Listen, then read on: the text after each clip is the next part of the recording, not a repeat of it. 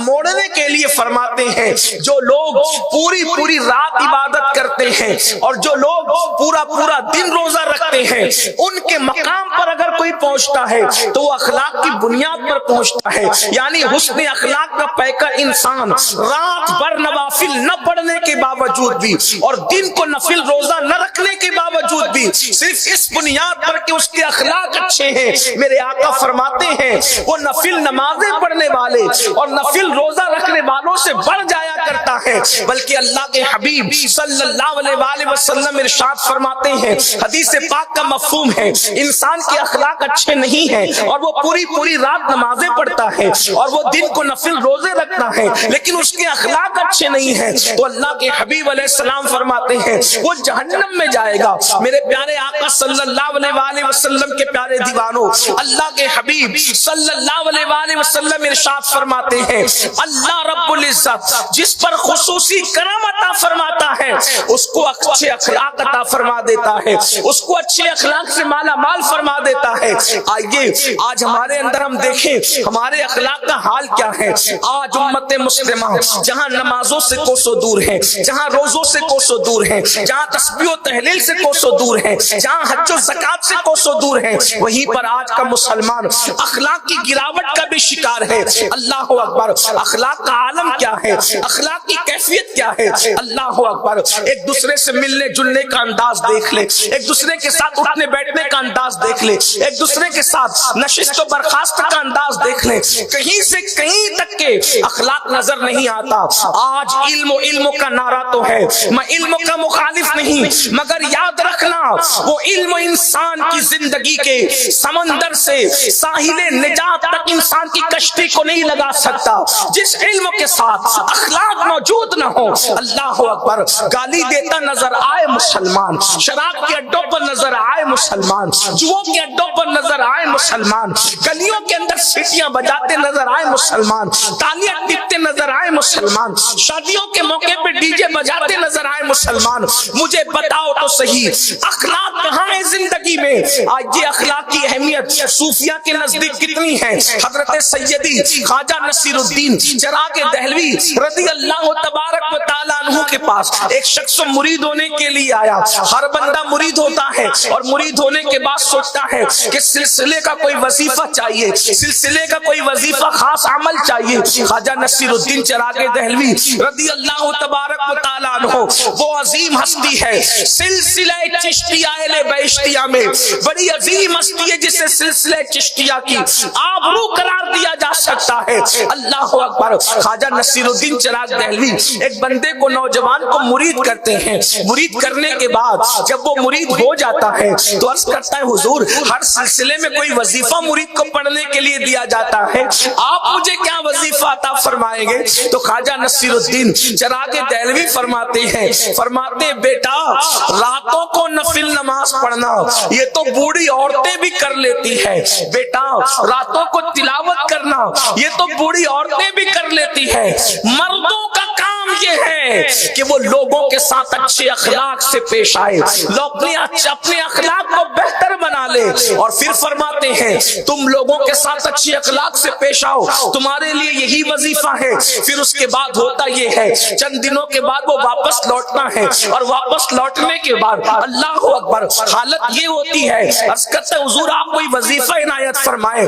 ارشاد فرماتے جلال میں نادان جس نے پہلے دیے ہوئے وظیفے کی قدر نہ کی اس کے لیے میرے پاس دوسرا کوئی وظیفہ نہیں ہے. میرے پیارے آقا علیہ الصلوۃ والتسلیم کے پیارے دیوانوں سن لو، آج انسانوں کے ہاتھ میں تسبیح تو ہے لیکن کیا لوگوں کے دلوں کا خیال بھی ہے؟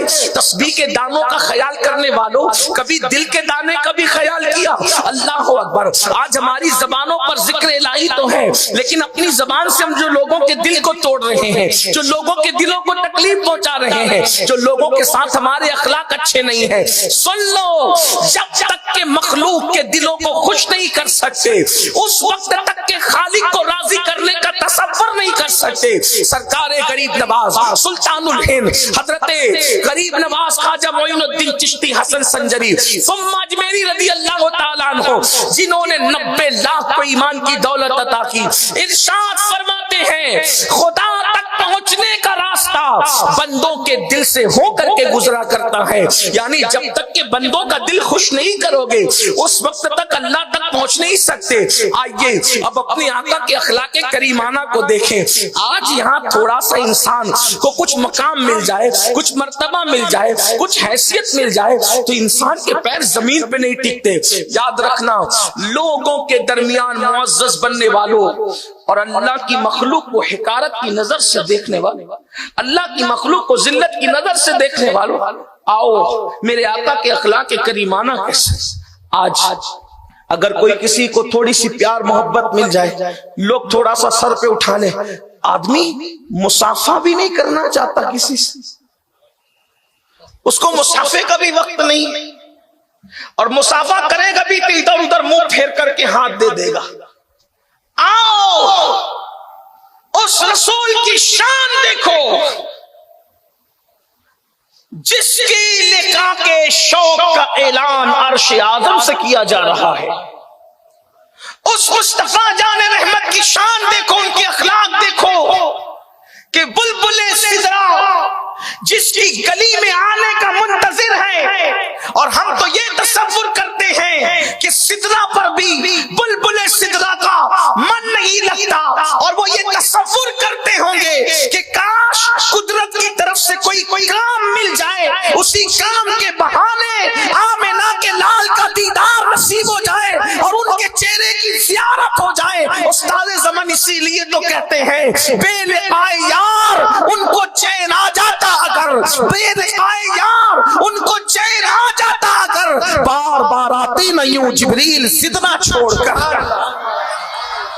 جس کی گلی کا مشتاق جبریل امین ہو, جس کے در کا دربان جبریل امین ہو, میرے امام کہتے ہیں تیرے در کا دربان ہے جبریل اعظم, تیرے در کا دربان ہے جبریل اعظم, تیرا مدح خواہ ہر رسول و ولی ہے, نبی سرورے ہر رسول و ولی ہے, نبی رازدار معلّہ علی ہے, بیتاب جس کے لیے عرش اعظم وہ اس راہ روے لامکہ کی گلی ہے. تیرے در کا درباں ہے جبریل اعظم, تیرا مدح خواہ ہر رسول و ولی ہے, اور تمنا فرمائے یہ روز محشر یہ تیری رہائی کی چٹھی ملی ہے.